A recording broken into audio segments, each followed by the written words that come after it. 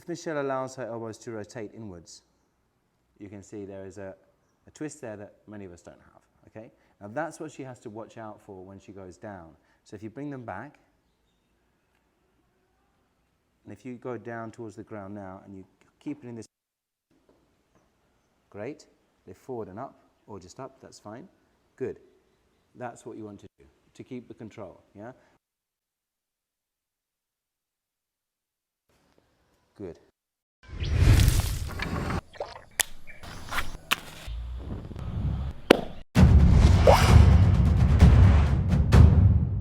Hi and welcome back to Kalari Lab Online. Today I'm joined by Michelle, one of my students here in Palazzi, and we're going to be looking today as part of the Kalari Dissected series at exercises for someone who has hypermobility. Now hypermobility is when the elbow joint extends more than 180 degrees or the knee joint extends more than 180 degrees. So if Michelle turns for us and we look at her arms, we can see here this extension here is a little bit more than 180. This would be 180. She has that little bit extra. Yeah, so this would be a kind of normal extension, and this would be a slightly additional extension. So on the one hand, you might think, great, I have extra range of motion. But what you have to be careful of is that you don't go into that last part of the range and weight bear on it without it being stable. Otherwise, you can end up with stress into the joint capsule. You can strain the ligaments in the joint. You can have chronic problems as a result of that. So that's one example. The second example we've got is looking at her legs. So if we ask her to bring this leg into full extension, that's it. If you go forward into horse, you can do like that. Then what we can see here is this leg extends slightly more than 180. If we were to draw a line from here straight down, we're actually getting more than 180 here. 180 would be, just bend a little bit, about here. Now, good, relax. As you can see, Michelle is very strong, yeah? Flexible and strong, rah, yes? So what that means is she can go into this end part of her range without too much problem. She's been training here for 2 weeks, doing very deep lunging horses, and she has not developed any knee problems. But if any of you are starting Kalari training and you don't have the same strength in your body, but you have this hypermobility, you may end up getting knee problems if you go into a fully deep, long, lunging horse. So what you will want to do is just to gauge it short. So we'll have a look at how to do that with the arm movements, with weight bearing on the arms and with weight bearing on the legs. Okay, first of all, let's look at the arms. So if you want to go down into the position for the first ground exercise, and you can do with the knees down on the ground. So if you're learning this exercise, you can do it with the knees on the ground. You want to just remember the basics, keeping the shoulders back, keeping the neck open, not too much engaged. So you're going to bend the arms and go down to the ground, and you can see straight away the position of her elbows is slightly different. Just let your elbows do as they please. Come up, very good. Lifting from the chest, excellent. And now come back to sitting onto your feet. Once more, come forward. Now, what you want to do is hold it in this position. Don't let it rotate. So as you go down to the ground, you keep them into the side, come forward. Good. So she's working very hard to control that position. It's wanting to rotate. And then you come back. Good. Again, forward. Stabilize. Hold it in. Lift up. Just there. And then back. Okay, so that additional stability is needed for her to do that. Good. Okay, now if you come up onto to doing it like a more developed exercise, so once you've learned it and once you've strengthened your shoulders and your arms and you can do it from a mountain pose, from this standing pose, you can do. So now, again, she's going to need to hold the arms a little in.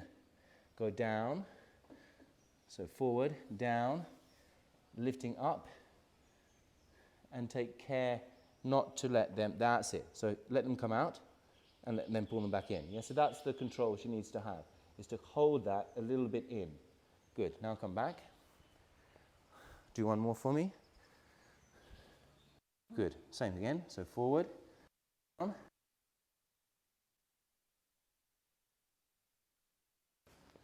Good. So we've just moved a little bit so you can see this from the front. Now, if Michelle allows her elbows to rotate inwards, you can see there is a twist there that many of us don't have, okay? Now that's what she has to watch out for when she goes down. So if you bring them back, and if you go down towards the ground now and you keep it in this, great, lift forward and up, or just up, that's fine, good. That's what you want to do, to keep the control, yeah? Is that twisting inwards, yeah? Because that's what will naturally happen. If you're not careful, if you're not deliberate to control that movement, they will twist inwards. Okay, so you want to work to hold it in this position as you go down. So once more. That's it. Good. Good. Keeping them here now. Try to keep here. That's it. Go down. That's it. And back up. Okay, so you can ask someone just to stand next to you or crouch next to you to hold the joint, just with like a thumb and first finger or thumb and second finger, hold the joint, give you some stability, you go down, just to stop you from turning it inwards, okay? Be a little careful not to press here. Please don't press on the neurovascular bundle, the nerve. Try once more. There you go, just a little stability, and then she can lift up. Good, okay, excellent. So, this is for the arms. When you're weight bearing on the arms, you obviously have to take care of the elbow joint. Now, if we look at the horse, so you can do a horse now, we're going to have to take care of the knee joint. So here, I'm just going to lock her foot. If you go first of all into as deep a lunge as you can, keeping the pelvis square, extend this leg as much as you can see there's slightly too much extension here, so we're just going to tweak it back a little bit to there. So when you're doing the posture as a kind of preparatory exercise before doing the forms, you can work on trying to just tweak it back. So don't push to your maximum limit. Now push again to your maximum.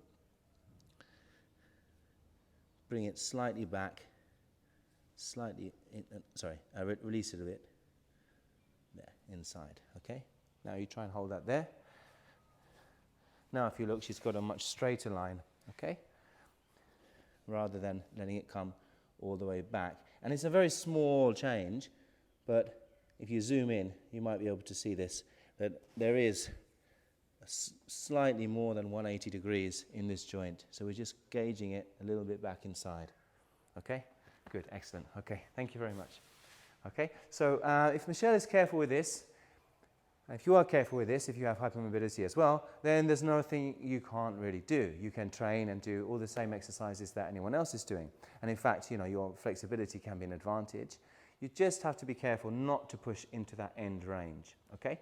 If you've got any questions about this, please feel free to ask underneath. If you've got any queries about it, thank you for watching. Hope that was interesting for you. Thank you, Michelle. Thank you, Claire. Nalikanam.